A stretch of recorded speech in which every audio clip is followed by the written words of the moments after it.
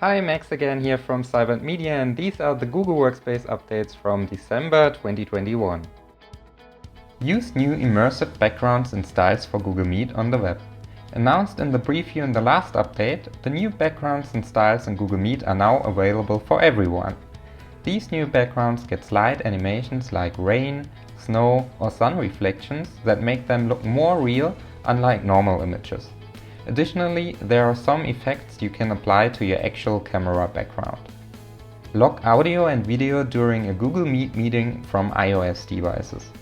Google Meet hosts and co-hosts can now prohibit all participants from activating the microphone and camera from iOS devices.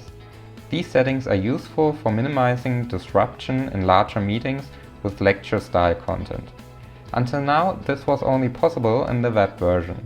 This function will soon be available on Android devices as well. Start and join meetings and audio calls from one-to-one chats using Google Chat and Gmail on mobile. Video meetings and audio calls can now be started in the Gmail app and there in the one-to-one chat with a simple button click. A button appears in the chat for the recipients who can then simply join the call or meet.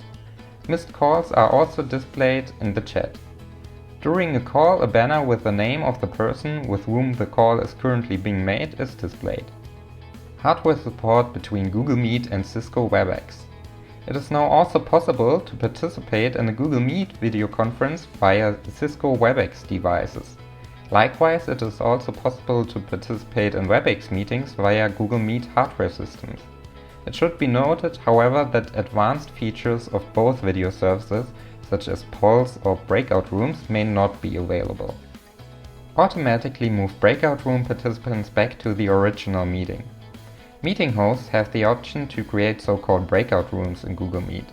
The participants are then divided into different meeting rooms within the actual video conference. The hosts can also set a timer for how long these rooms should remain.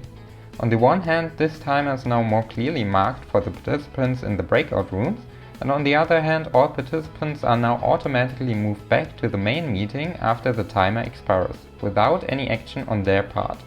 Quick access to more Workspace integrations in Google Chat. Google Chat offers many other options besides simply sending messages, such as the integration of Google Documents, Google Drive files, or calendar appointments. These can now be accessed via a plus icon at the beginning of the text field. The new plus menu is initially available in the web version and in the Android app. iOS is expected to follow soon. Prevent unwanted invitations from being added to your Google Calendar. The feature that ensures that new appointment invitations are automatically added to your Google Calendar has now been enhanced. You can now choose whether new invitations are always automatically added to your Google Calendar or whether they are only automatically added if you have accepted them in the email invitation. Easily see which account you're currently using in Google Calendar on mobile. In the mobile app of Google Calendar, the currently active account with the profile picture is now recognizable in the upper right corner. This also makes it quicker and easier to switch between different Google accounts if necessary. New notification when Drive content violates abuse program policies. If a Google Drive file violates Google's terms of use or program policies, it can be restricted.